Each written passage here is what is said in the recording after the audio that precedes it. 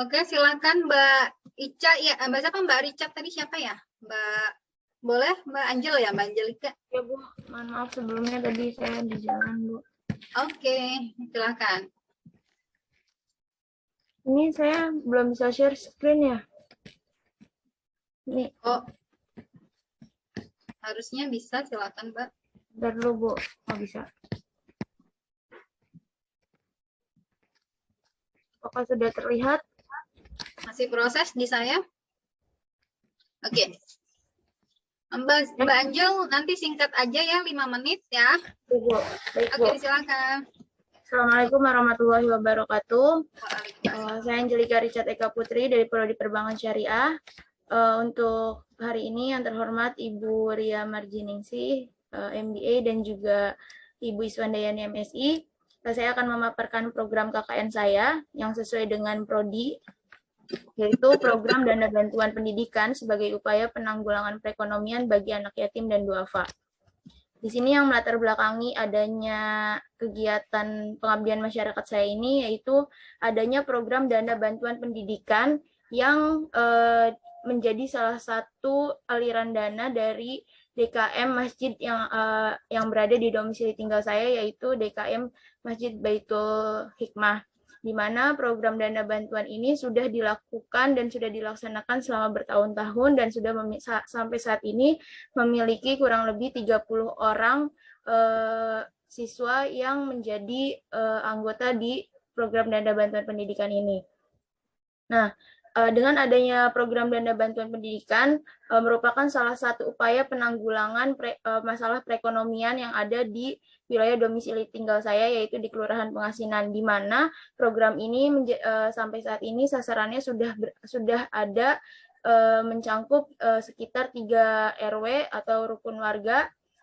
Jadi program ini sudah mencapai sasaran 3 rukun warga, di mana syaratnya itu penerima program dana bantuan ini yaitu anak yatim dan duafa. Di sini ada SD, SMP, dan SMA.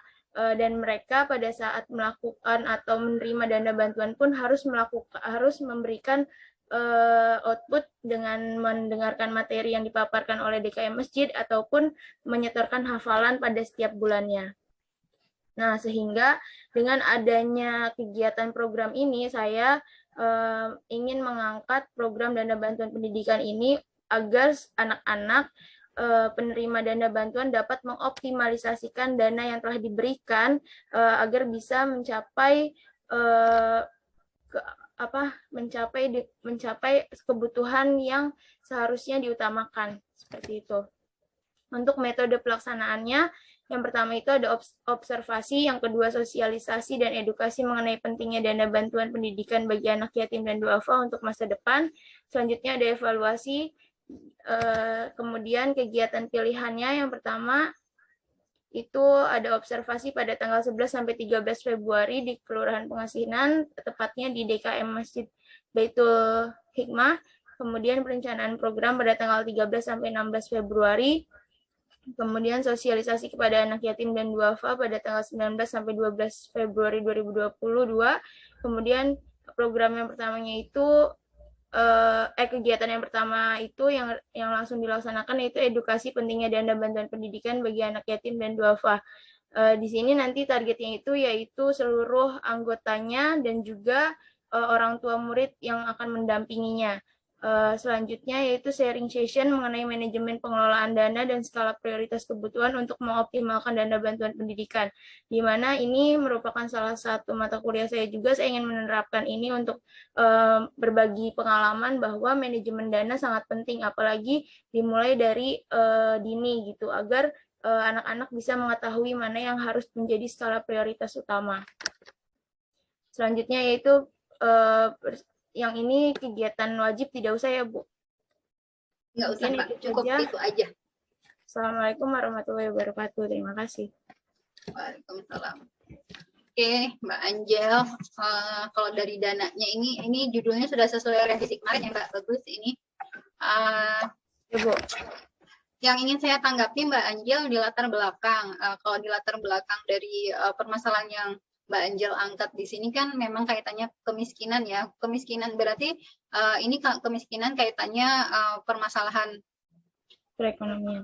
Yeah. Upaya penanggulangan permasalahan ekonomi juga bisa sebenarnya. Yeah. Kalau penanggulangan perekonomian itu general ya, jadi, maksudnya lebih luas Mbak, di mana kemiskinan, kaitannya pajak dan segala macam banyak. Mungkin nanti ditambahin upaya penanggulangan masalah ekonomi juga bisa, masalah ekonomi ya, masalah ekonomi bagi anak yatim dan duafa. Jadi masalah yang diangkat di sini berarti ngomongin masalah ekonomi. Nanti yang Mbak Angel angkat itu adalah kaitannya sebenarnya jangan langsung ke kemiskinan Mbak. Nanti Mbak Angel angkatnya adalah dari pendidikan, bahwasanya kan biasanya dari kaum duafa ini kan otomatis punya keterbatasan atas akses pendidikan, ya kan? Baik, Bu. Nah, itu yang diangkat dulu. Nah, keterbatasan akses ke pendidikan ini pada jangka panjangnya seperti Mbak Angel kemarin jelaskan kan itu nanti bisa mempengaruhi tingkat perekonomian dan kemiskinan di keluarga kaum duafa ini, ya kan? Nah, ya, itu nanti yang diangkat. Kemudian dari mungkin saya izin ini silahkan stop share screen aja biar baik, Bu. Share.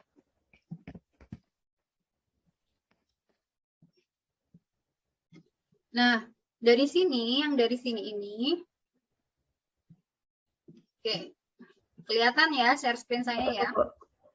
Nah, ini kan yang diangkat tadi langsung kemiskinan, yang tadi saya sarankan bahasnya tentang akses pendidikan bagi kaum duafa ini kan terbatas. Nanti diangkat itu dulu, itu isu utamanya, baru nanti pada jangka panjang tentunya akan mengarah kepada tingkat kemiskinan si kaum duafa ini.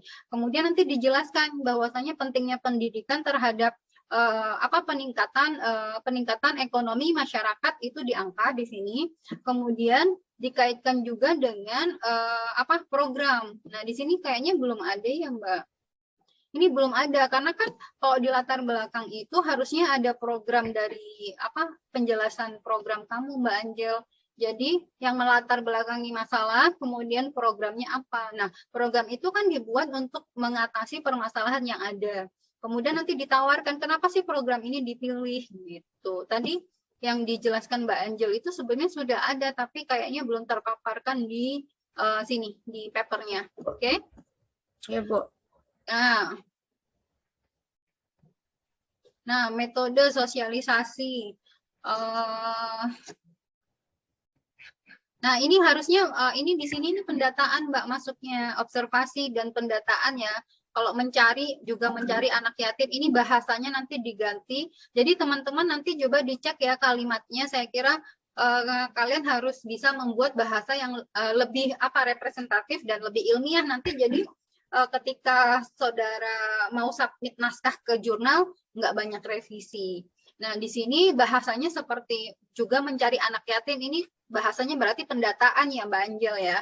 Nanti saudara mendata seberapa besar sih anak yatim yang sudah mendapatkan dana ini gitu. Nanti coba dicari Mbak, antara yang udah dapat sama yang belum itu lebih banyak mana gitu.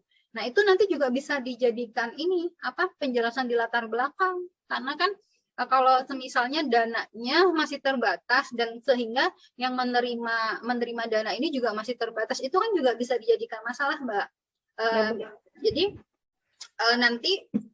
nanti kamu juga mungkin bisa membantu juga tuh, membantu di sini juga saya lihat ya di rencana kegiatannya, sosialisasi, edukasi, dana bantuan pendidikan. Nah, ini saya kira saudara harusnya bisa membantu Mbak bagaimana meningkatkan jumlah dana. Mungkin kamu juga bisa membantu dengan jadi fundraising, kamu bisa membantu kan untuk mencari dana gitu, misalnya dengan di kitabisa.com. Nanti kamu bisa membuat flyer kondisi kaum duafa untuk bisa istilahnya menarik ini kan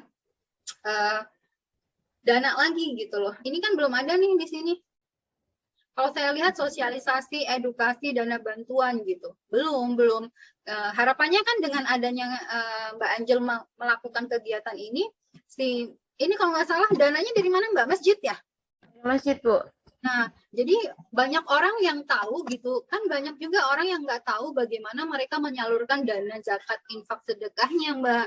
Nanti kamu promosi juga, promosi dari apa namanya, dari masjid itu gitu loh. Yang artinya kamu membantu masjid itu mempromosikan programnya mereka, sehingga banyak orang yang mau nyumbang ke sana. Harusnya itu dimasuk kegiatan, jangan hanya sosialisasi, ya kan?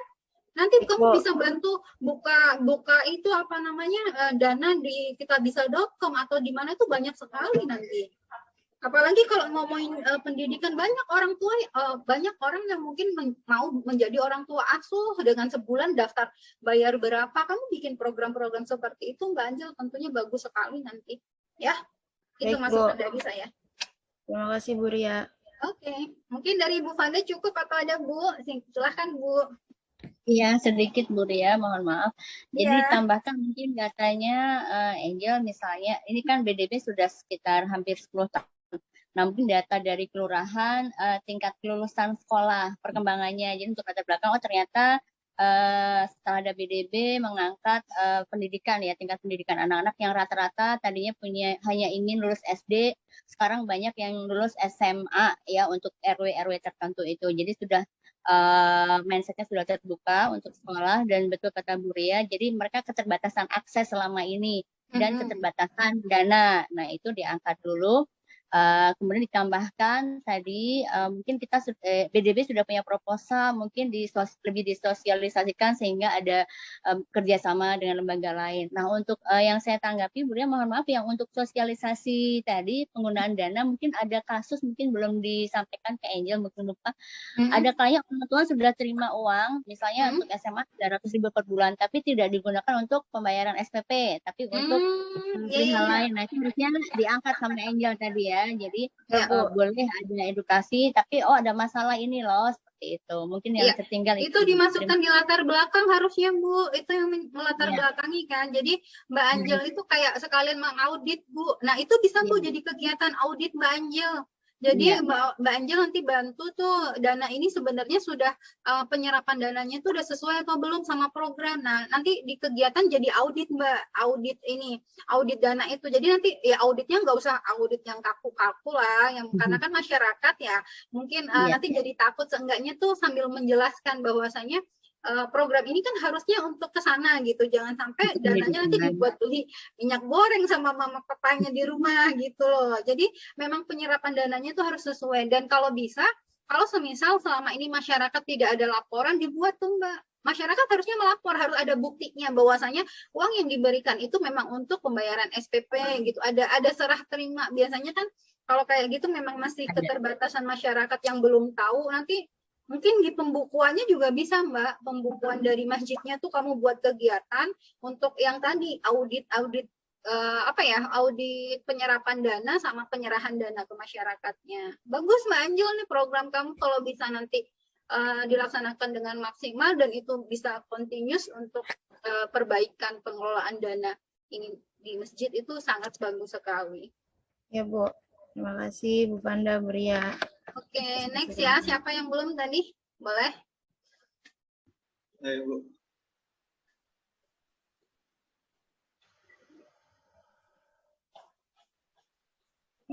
Nggak bisa ini.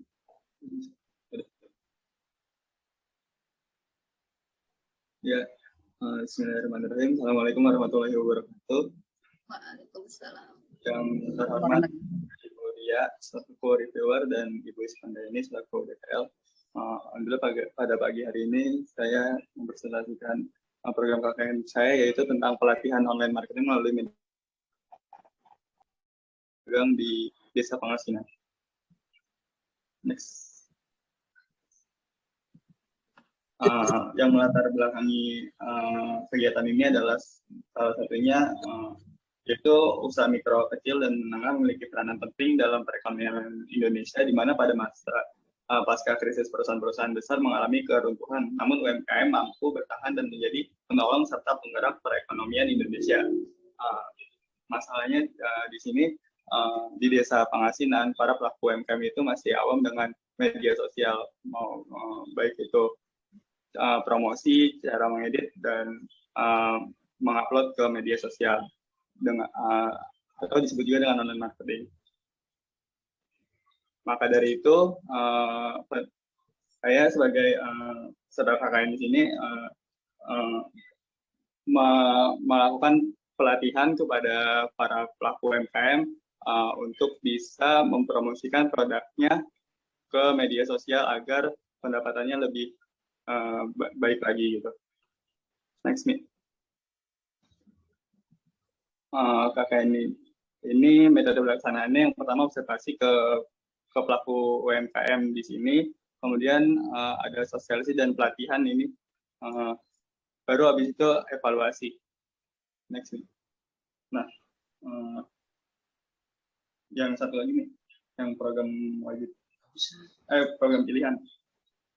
Ya, untuk program pilihan yang pertama itu observasi kemarin sudah dilaksanakan ke beberapa pelaku UMKM untuk ditanya apakah bersedia untuk mengikuti pelatihan ini. Kemudian ada perencanaan program, lalu sosialisasi ke pedagang. Terus programnya itu yang pertama pelatihan fotografi, kemudian ada pelatihan copyright, terus terakhir itu membuat akun Instagram dan mulai mengunggah produknya. Ya.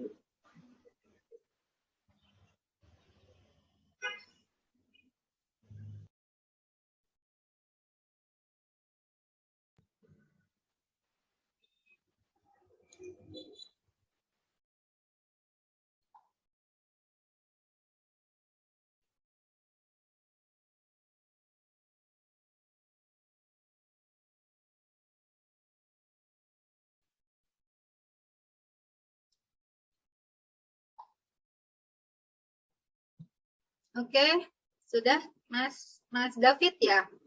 Mas David ini kan hanya berfokus di Instagram ya. Sebenarnya kan kalau ngomongin online marketing itu kan nggak hanya Instagram ya. Nah, pertanyaan saya kenapa milih Instagram? Milih Instagram karena rata-rata di sini untuk menjual produk di sini, karena pengguna Instagram di Indonesia itu ada datanya itu ada sekitar 3. Oke. Tapi ada berapa banyak pengguna Instagram di ini? 91,1. Nah, itu harusnya dimasukin Mas David di latar belakangnya. Kalau saya cek di ini belum ada di proposal kamu. Itu yang melatar belakangi. Jadi berarti kesempatan untuk memasarkan produknya bisa lebih luas karena pengguna Instagramnya lebih banyak. Nah, gitu. Itu harusnya yang saudara tuliskan di latar belakang ya. Cari datanya dulu penggunanya. Terus kalau bisa penggunanya itu di rentang usia berapa? Itu ada datanya, nanti cari aja di di internet ya, itu ada. Kemudian pertanyaan saya yang kedua, ini UMKM-nya apa? Apa aja? Ini Bu, pertama makanan, terus ada jasa juga. Terus enggak, makanannya apa langsung konkretnya? Makanannya apa? Kemarin saya ke ini Bu, ke apa namanya? Langsung observasi, langsung ke tukang ketoprak. Ketoprak, terus apa lagi? Terus ada laundry juga Bu. Laundry, terus apa lagi? Sama jasa servis. 3 aja. Kan ada minimal ini kemarin. Iya, ada 2 lagi sih Bu. Satu lagi tuh kayak orang yang baru memulai jualan online tuh masker organik Bu. Masker organik, terus apa lagi? Sama cincin suping. Nanti dicari lagi ya. Nah, ini kan ininya beda-beda tuh Mas. Ininya apanya produk yang akan dijual kan beda dari laundry, makanan gitu ya. Berarti kamu harus membuat pelatihannya nanti di ini ya. Mungkin kalau dari saya, masukan dari saya sih harusnya di sini judul itu jadi pelatihan online marketing melalui media sosial Instagram bagi pedagang. Sebenarnya judulnya udah bagus. Cuman kalau pelatihan itu sebenarnya masuknya kegiatan ya. Jadi online marketing sebagai strategi, kan harusnya di sini UMKM kan. UMKM-nya tadi usaha kecil menengah ya. Berarti online marketing sebagai strategi. Niatnya ini buat apa nih? Pakai strategi ini biar kenapa sih mereka? Biar bisa promosiin produknya terus meningkatkan penjualan Bu. Oke, berarti tujuannya untuk peningkatan penjualan kan? Berarti online marketing melalui media berarti strategi peningkatan penjualan melalui media online marketing Instagram gitu ya judulnya. Nah, karena kan kamu hanya berfokus di Instagram. Tapi sebenarnya kalau pakai Instagram ini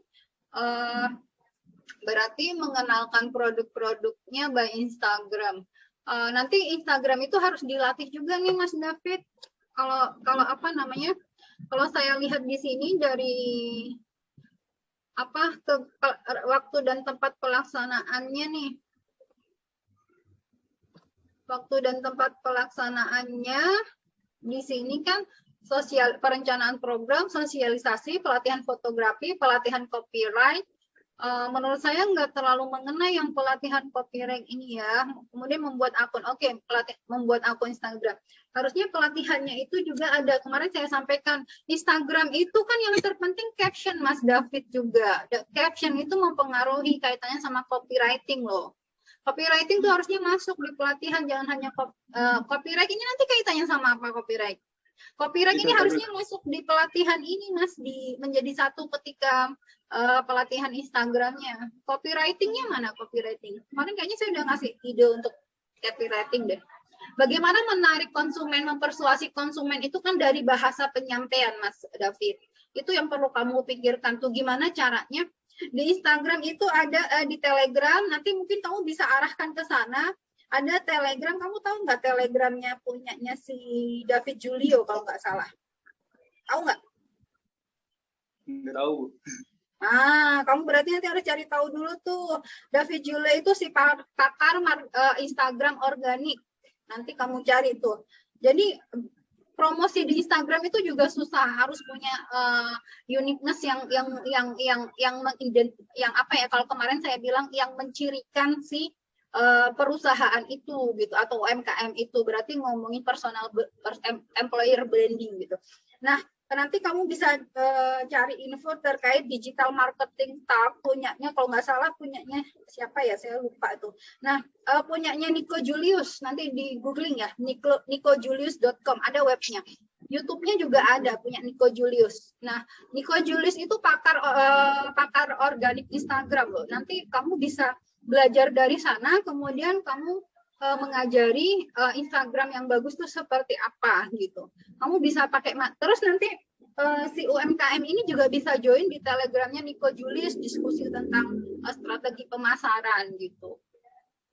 Ya, harusnya kalau ngomongin Instagram marketing ini kamu harus ngasih pelatihan ini loh, web Mas David. Karena biasanya Instagram sama web itu terkoneksi. Nanti kan Instagram itu kalau mau bikin mau bikin AdSense itu mereka harus punya Facebook dulu, Mas David.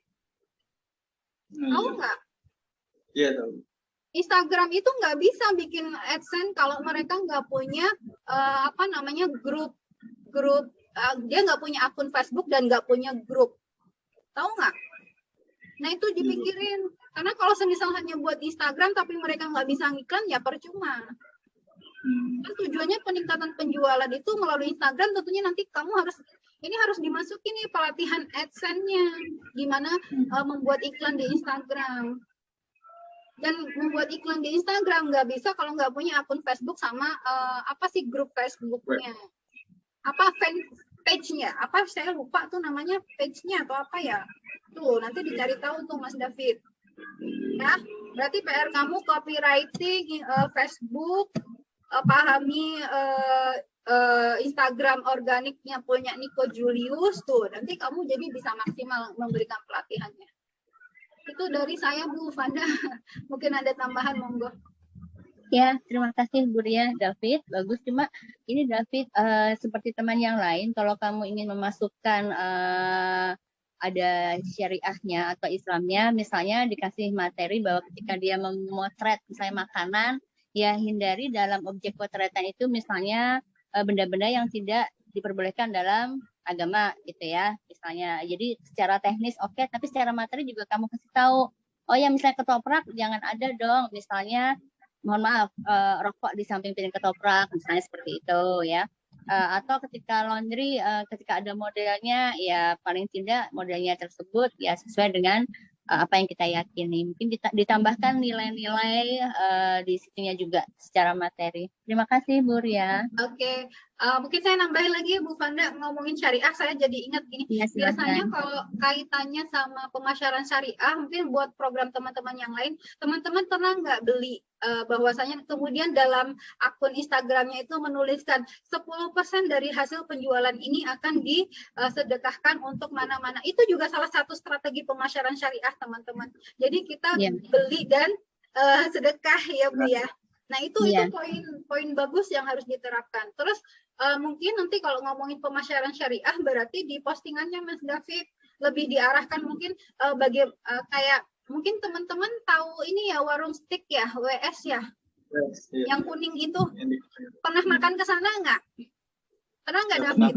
Pernah memperhatikan nggak tulisan-tulisan yang ada di WS itu? Ada nggak?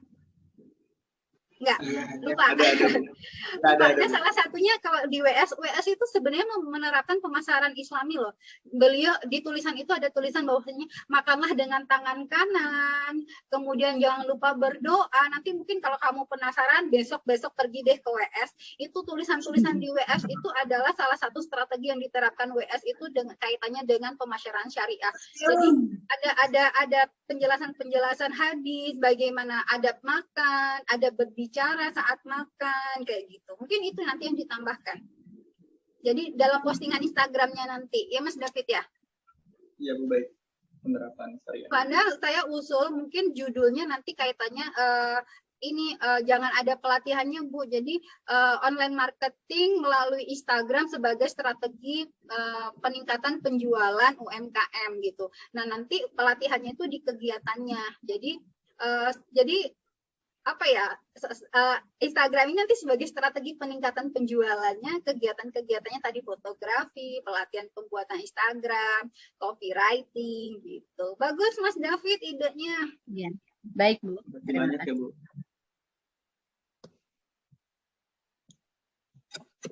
Kemudian next siapa ya? Silakan. Saya Bu. Oke. 5 menit Mbak Inaroh ya, 5 menit aja tentang latar ya. Jadi mungkin teman-teman yang udah mendengarkan review tadi kayaknya udah paham deh apa yang harus disampaikan gitu. Jadi langsung mengena nanti. Baik Bu. Oke, silakan. Mulai ya Bu. Boleh. Assalamualaikum warahmatullahi wabarakatuh. Yang terhormat Ibu Ria Marji, MBA selaku reviewer, dan Ibu Isfandayani, MSI selaku DPL. Saya Inaroh Hamidah akan mempresentasikan mengenai program KKN dengan judul Digitalisasi Media sebagai Strategi dalam Meningkatkan Penjualan UMKM Pujasera. Next, Mar. Dalam hal ini, next.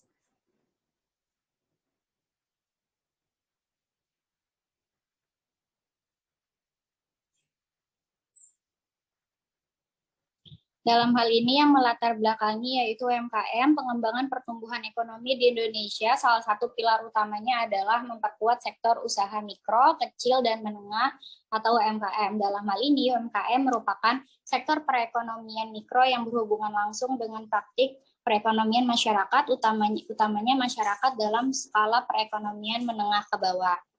Dalam hal ini, sasaran program KKN saya yaitu UMKM Pujasera di Perumahan Regensi 2, Desa Wanasari, Kecamatan Cibitung, yang merupakan tempat usaha pusat jajanan serba ada yang terdiri dari gerai-gerai yang menawarkan berbagai aneka makanan dan minuman yang variatif. Berdasarkan hasil observasi yang telah dilakukan, bahwa UMKM Pujasera dibangun untuk merelokasi para pedagang kaki lima yang awalnya berjualan di sekitar Jalan Perumahan Regensi 2, dan pada saat ini UMKM Pujasera terdapat 24 gerai. Namun terdapat masalah yang terjadi pada UMKM Pujasera, yaitu antara lain keterbatasan kualitas sumber daya dalam ketidakmampuan pembuatan media promosi dan pemanfaatan teknologi yang ada dengan era ekonomi digital saat ini. Tujuan penelitian program KKN ini yaitu untuk membantu mengatasi masalah yang sedang dihadapi UMKM Pujasera, memberi pengetahuan terhadap para pelaku UMKM Pujasera akan pentingnya digitalisasi media, operasionalkan media digital secara mandiri dan dapat mengembangkannya, dan mengoptimalkan aktivitas usaha dengan menggunakan media sosial. Next, Mark.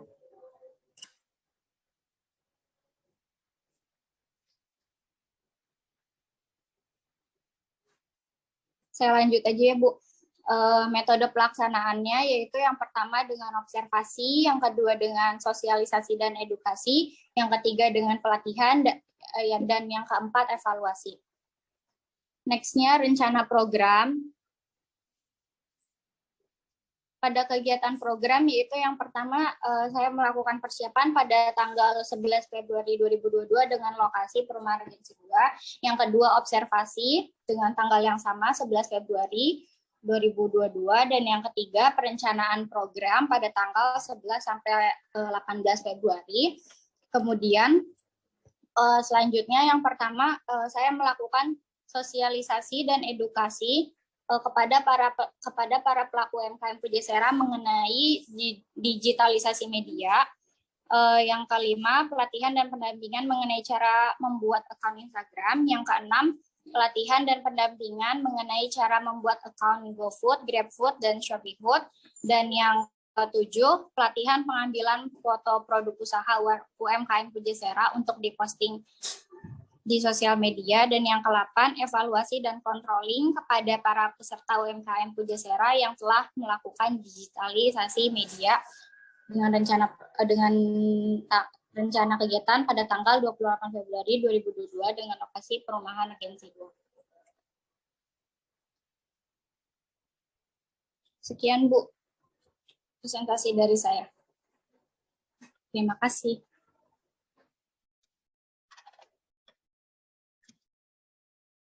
Oke, terima kasih Mbak Inaroh. Mungkin saya minta tolong di back ke latar belakang, Mbak. Di judul dulu, judul.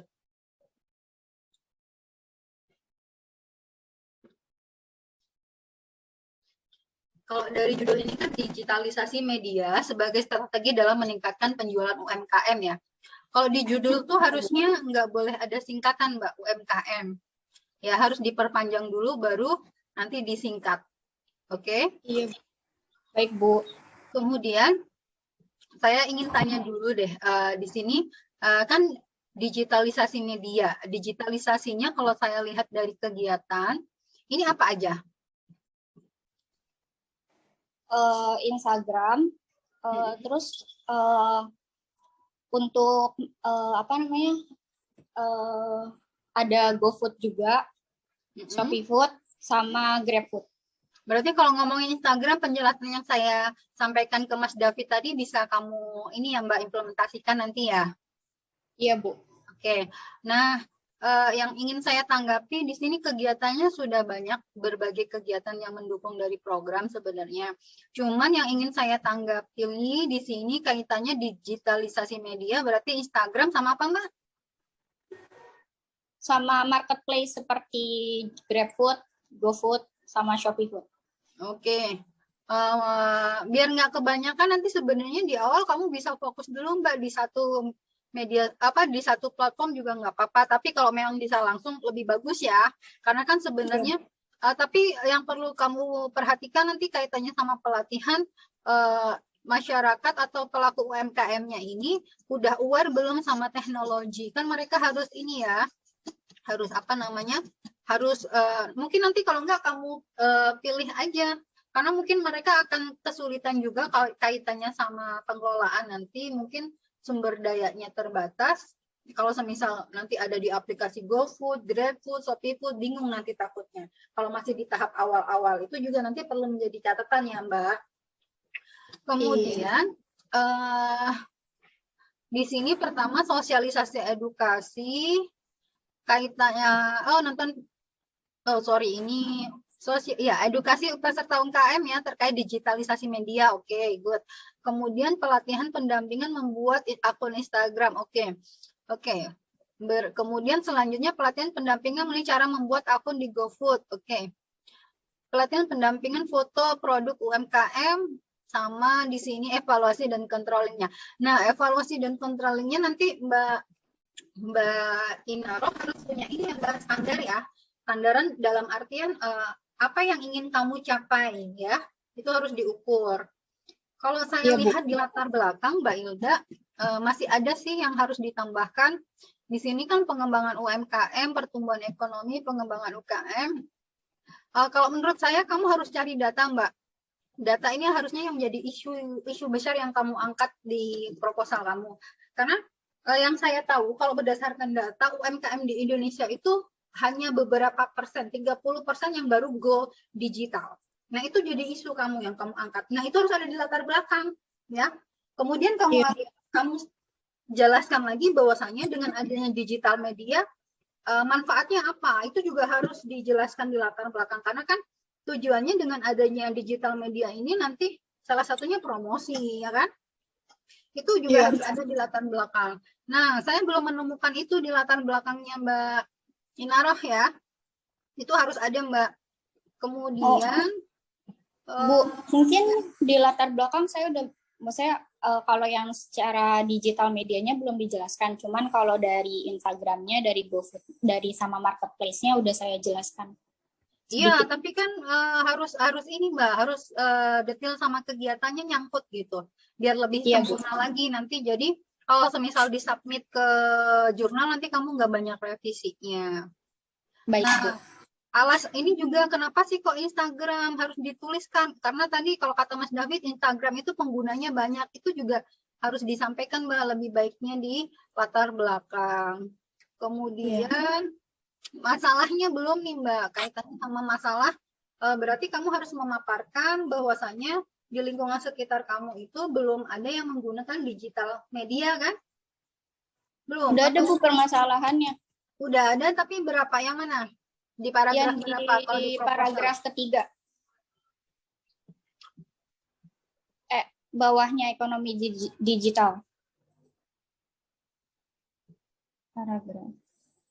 Ini kan hanya banyaknya pelaku UMKM yang mengetahui membuat promosi. Maksud saya gini Mbak, surveinya dulu gitu. Dari kemarin kan saya bilang semisal ada 15 yang baru menggunakan 5. Makanya tadi saya bilang banyaknya. Kan ketika di Indonesia hanya 30% yang baru menggunakan platform media sosial. Nah gitu, itu baru konkret gitu. Nggak cuma sekedar banyak. Nah banyak itu berapa gitu. Oh ternyata banyaknya itu dari 15 UMKM di sana ternyata baru 3 gitu. Berarti kan banyak yang dimaksud 12 gitu. 12 yang belum menggunakan platform sosial media gitu. Itu maksud saya. Clear ya Mbak Inaroh ya?